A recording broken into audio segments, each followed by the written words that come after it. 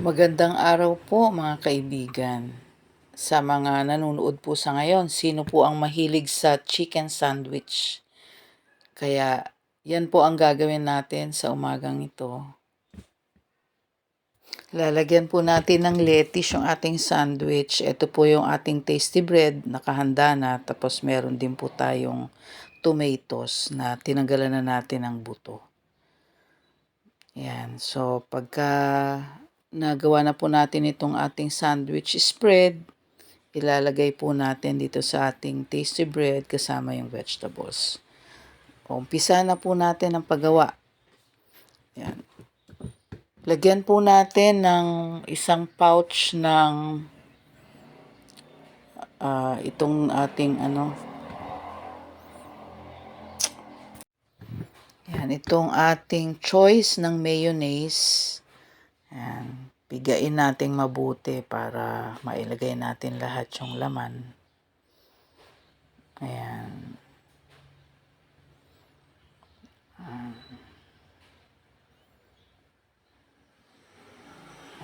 Depende ho sa dami ng mayonnaise kung gaano kalaki yung gusto nyong bilhin. Nasa sa inyo po yun.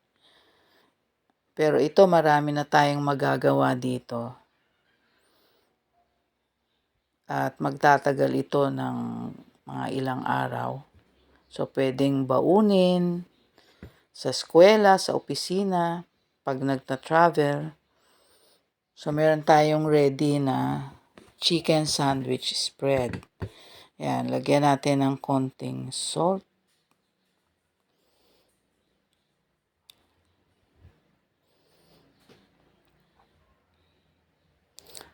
Yan.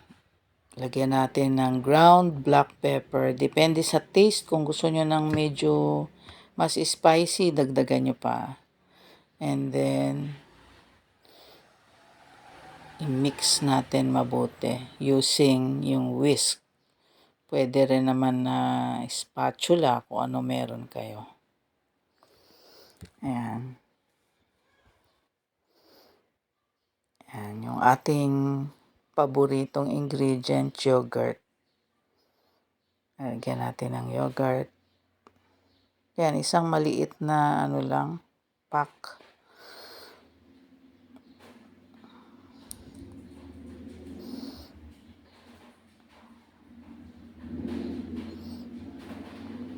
So, mix again.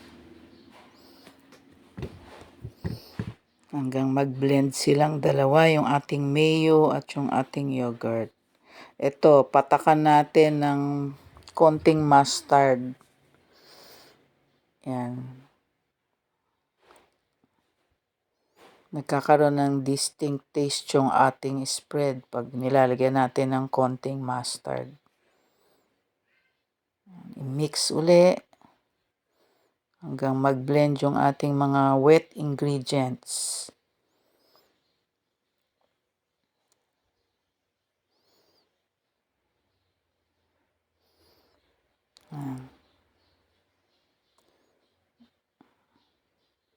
Konting salt pa kasi pang-enhance ng flavor. Tapos, ilagay natin yung ating pickle relish. Konti. Medyo matapang din ang lasa nito. Kaya, depende rin sa taste nyo. Kung gusto nyo na lasang-lasa yung pickle relish, then add some more. Ayan, nutmeg.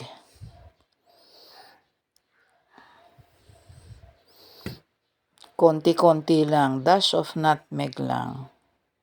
Kasi nagpapa-enhance lahat siya ng flavor ng ating mayo mixture. And syempre, i-taste natin kung okay na. Mag-adjust po tayo kung ano yung gusto pa nating idagdag doon sa mga nilagay natin na mga seasonings. And then sugar. Syempre, medyo maasim-asim yung ating mayo mixture. Kaya gusto natin yung may konting sweet taste. Depende rin kung gaano karami gusto nyong ilagay.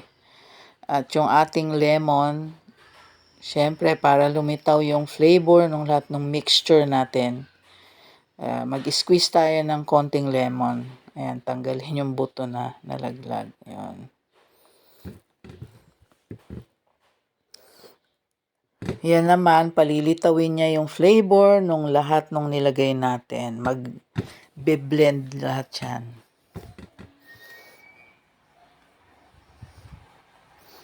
So, i-mix natin mabuti. Okay.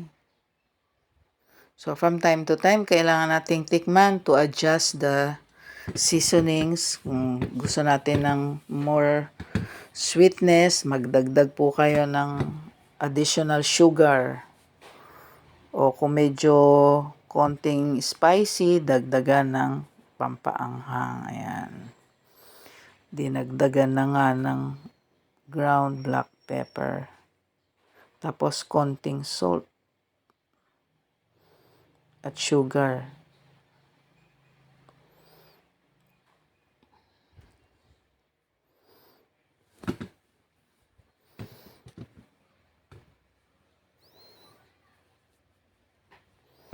Ayan. Basta't according to your taste, pwede nyo siyang timplahin. Yung iba, naglalagay pa po sila dyan ng red bell pepper na minced. Pero since wala po tayong red bell pepper, pero itong kailangan natin ito, chopped onions. Ayan, meron po tayong naka-ready na. Ayan. Red onions po ang ginamit ko kaya para mas matapang konti yung lasa. Ayan, so i-mix natin all together yung mga ingredients. Ayun, yung ating hinimay na chicken. Niluto na po natin yan. Ayan.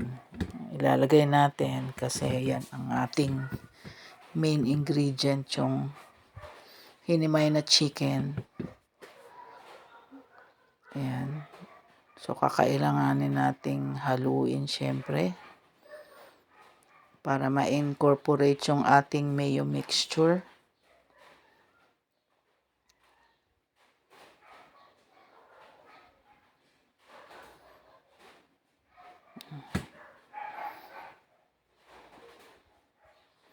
Ayan.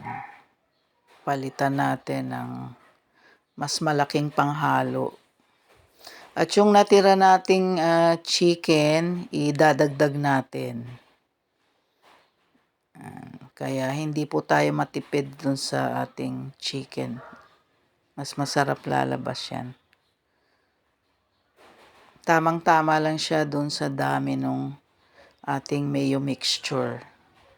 Bali, isang breast chicken yan na pinakulo, pinalambot, saka hinimay.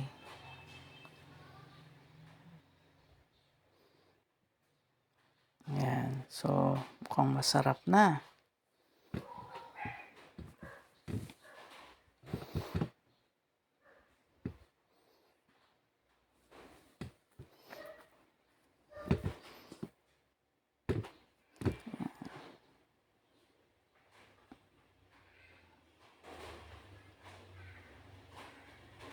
Ayan, nagdagdag pa ng pickle relish kasi pag nilagay natin yung ating hinimay na chicken, medyo konti na yung nilagay nating una kaya para mas lumasa naman yung ating pickle relish, kinailangan nating magdagdag. So, yung iba gusto nila mas marami, so depende po sa inyo.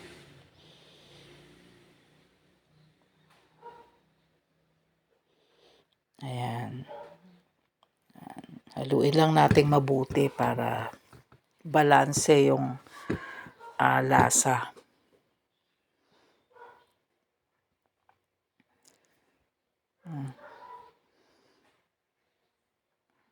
Ayan, tingnan natin. Pag okay na yan, wala na tayong adjustments na gagawin.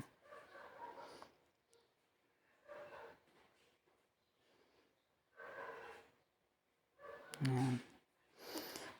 So, i-ready na natin yung ating tasty bread at saka yung ating lettuce and tomatoes. Ayan. Lalagyan natin yung kalahati ng ating vegetables. Fresh vegetables. Binabad na po yan sa tubig na may baking soda para kung ano man yung mga sabi mo ng insect na dumapo tanggal na lahat yung mga nun, toxins nun po ano man. Yan. So, nakagawa na tayo ng isa. So, paulit-ulit lang. Yan. Lalagyan natin ng generous amount of chicken spread na ginawa natin. Yan. Depende sa dami na gusto nyo. Pero ako, maraming maglagay. Yan.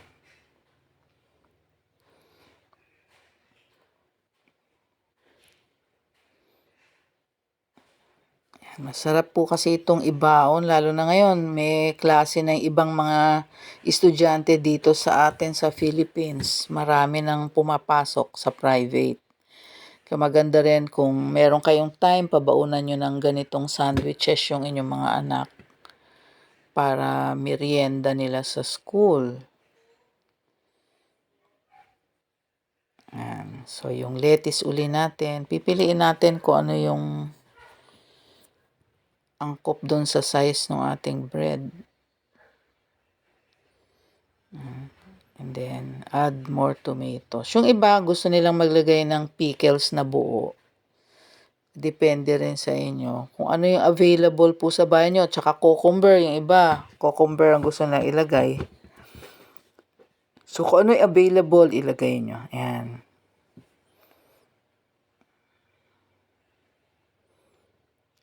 So, hanggang sa maubos natin itong ating tasty bread,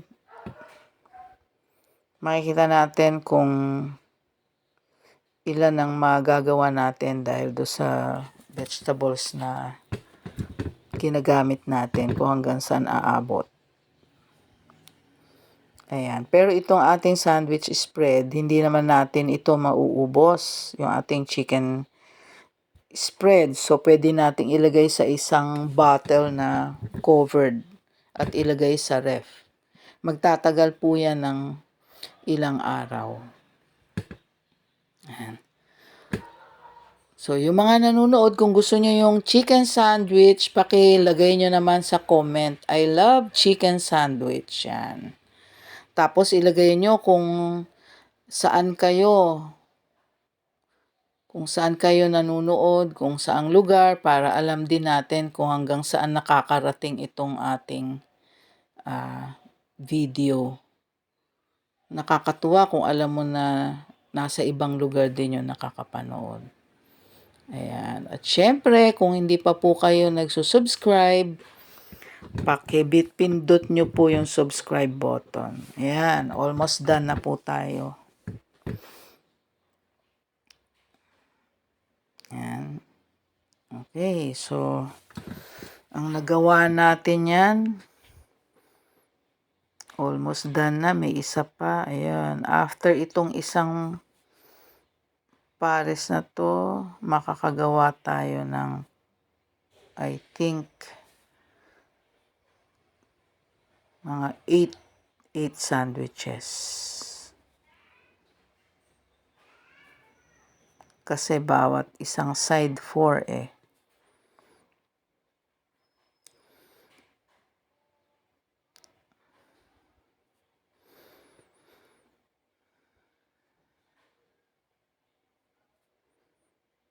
Ayan. So, talagang generous amount para malasa. Ayan. Isa na lang yung natira nating sliced tomato. Ayan. Putol-putulin nyo na yung lettuce nyo na size lang nung sandwich para madali. Ilalatag na lang.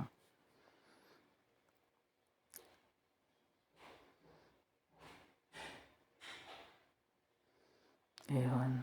Tapos,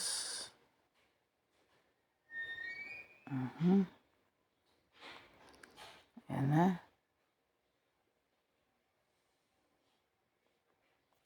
So, wala na tayong tomato. Tapos, mga maliliit na lang yung natira nating lettuce. Kaya, stop na tayo. Ayan. So, meron tayong 2, 4, 6. Yan. 8 sandwiches.